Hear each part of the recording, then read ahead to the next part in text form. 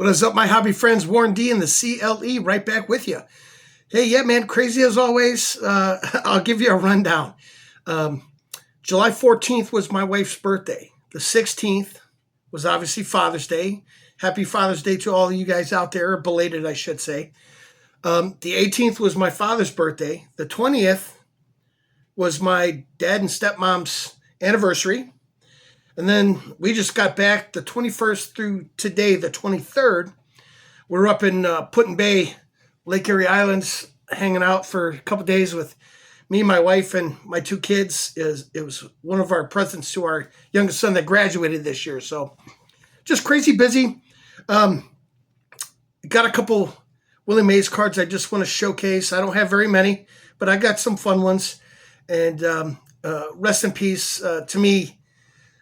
Based on what I've been able to see and what I've read, to me, I think he's the greatest that's ever played the game.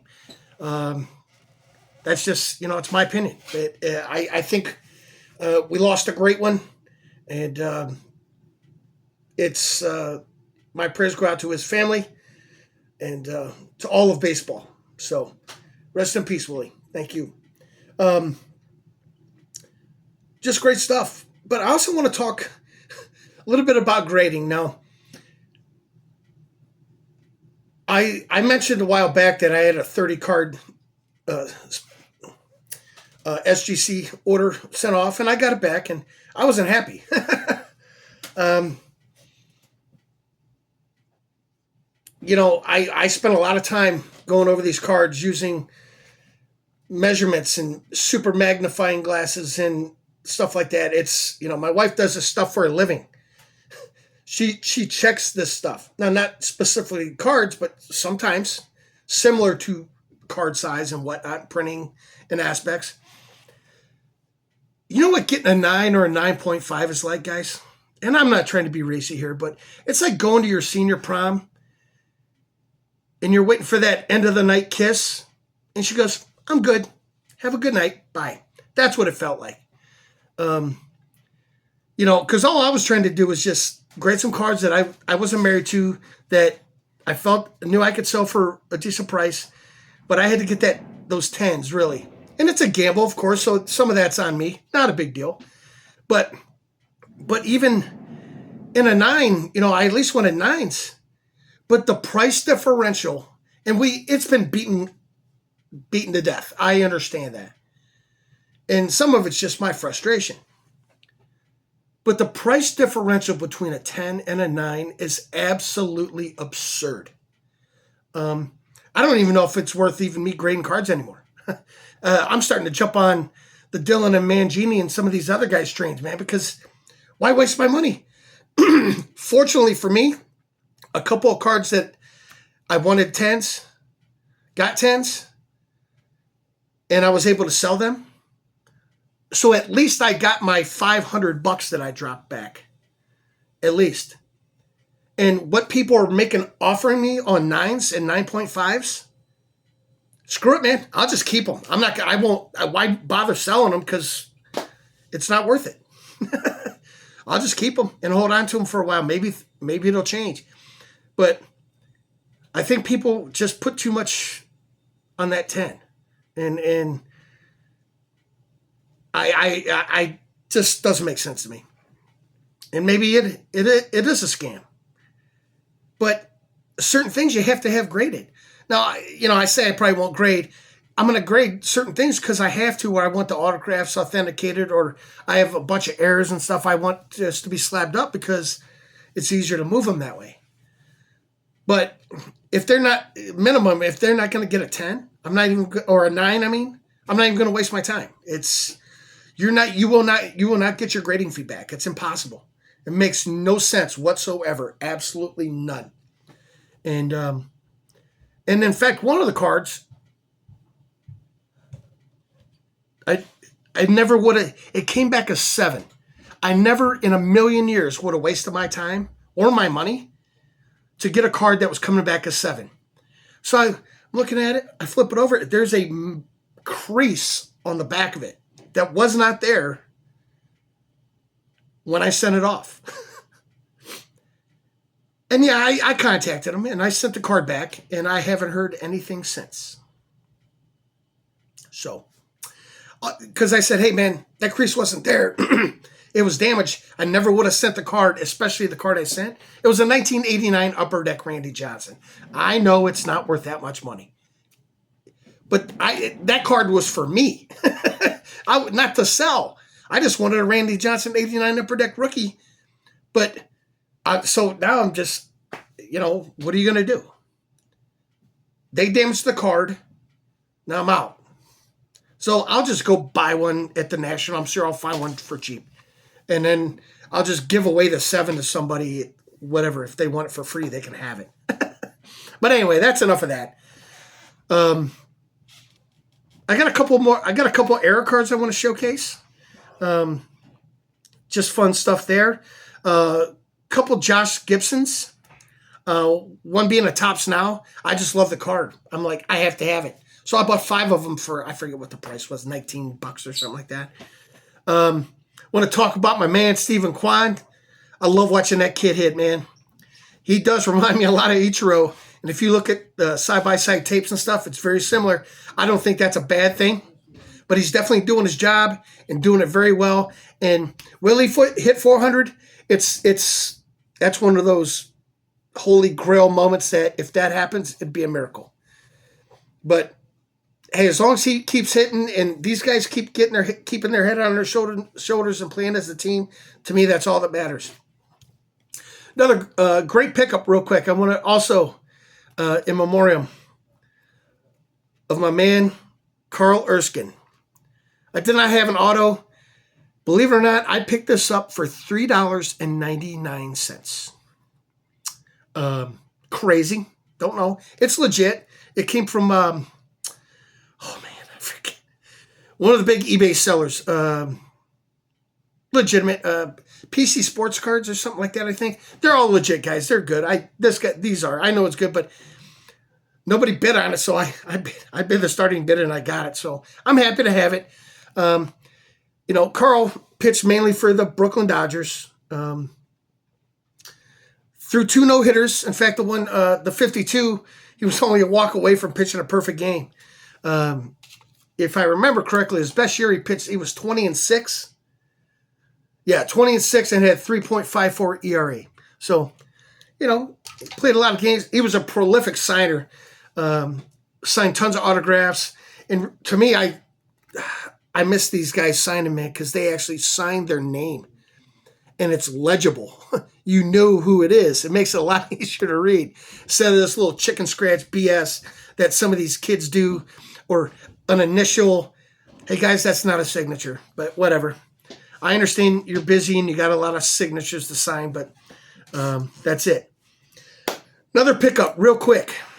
Pick this up, Topps Now. Jose Ramirez, Josh Naylor, and David Fry hitting the back-to-back jacks.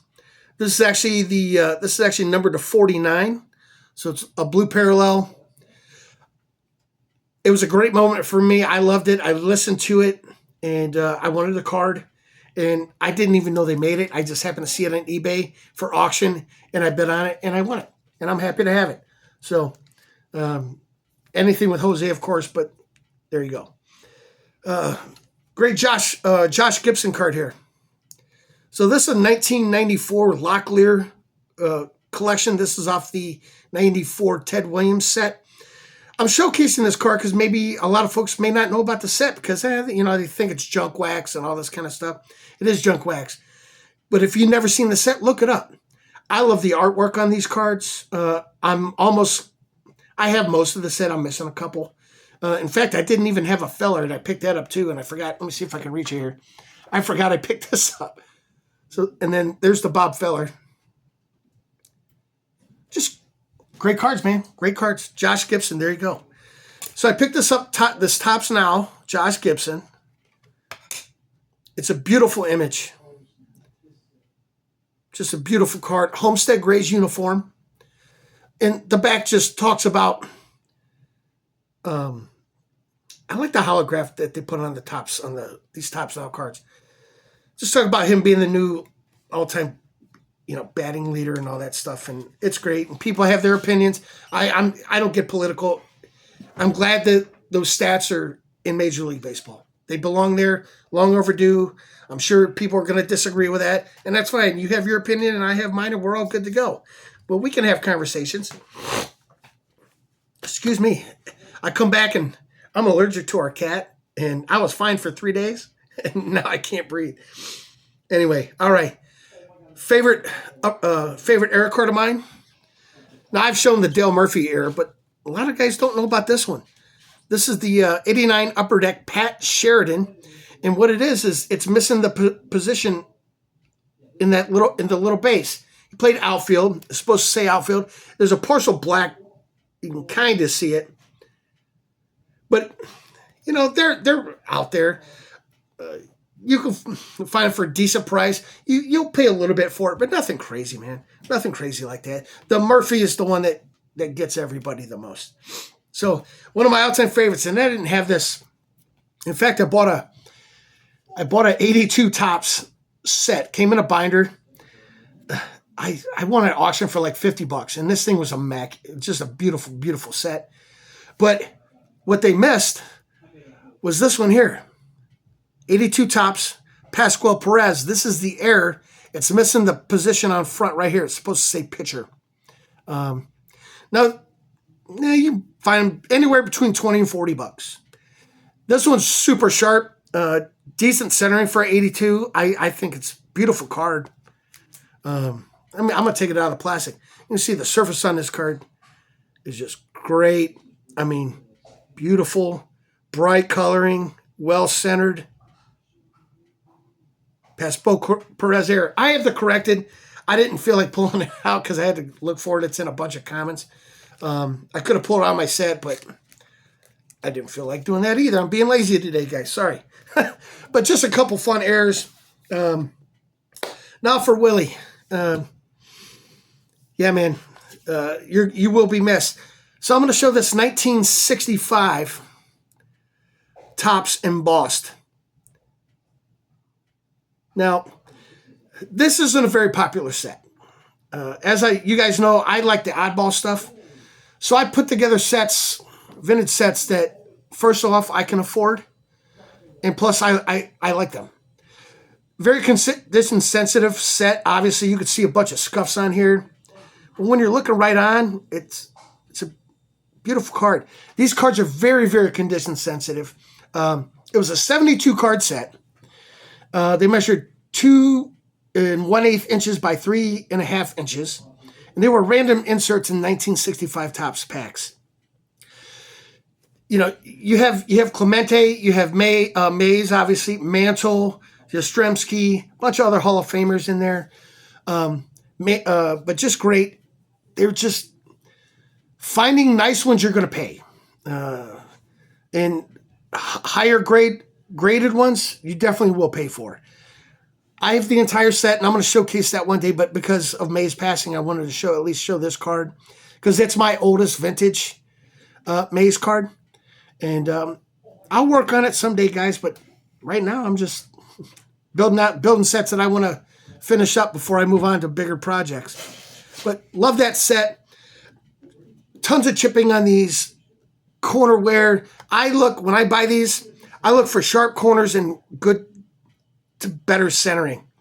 And if it's got even a little wrinkle, I'm okay with it if everything else is fine and it's not through their face. But most of mine that I've built up the set took me a few years to find decent ones.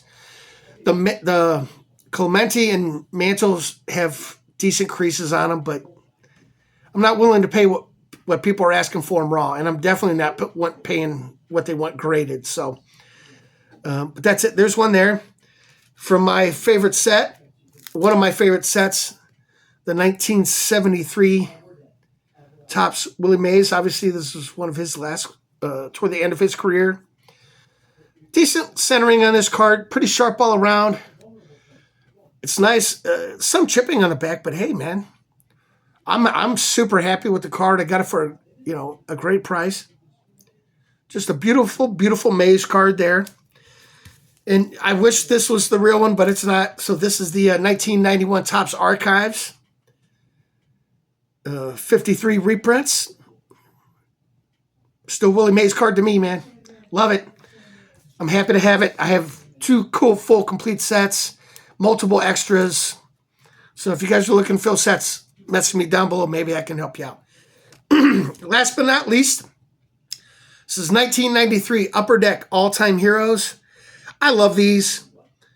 They're hard to store, yes, I understand that. But just a great... They're based on the Hassan triple folders. But you got Mays and Mantle. I just pulled it out because it was sitting on top of a pile, and I'm like, oh, there's Mays. Let me show that. Good stuff, guys. Hey, that's all I got for you. You know, as I always say, be good to each other out there. You guys rock. Hey, we're a month away from the National. I can't wait. Can't wait to see a bunch of you guys, be able to shake your hands, high fives, hugs, and all that good stuff. So I wish you guys nothing but the best. Have a great work week coming up, and we'll see you again soon. Bye.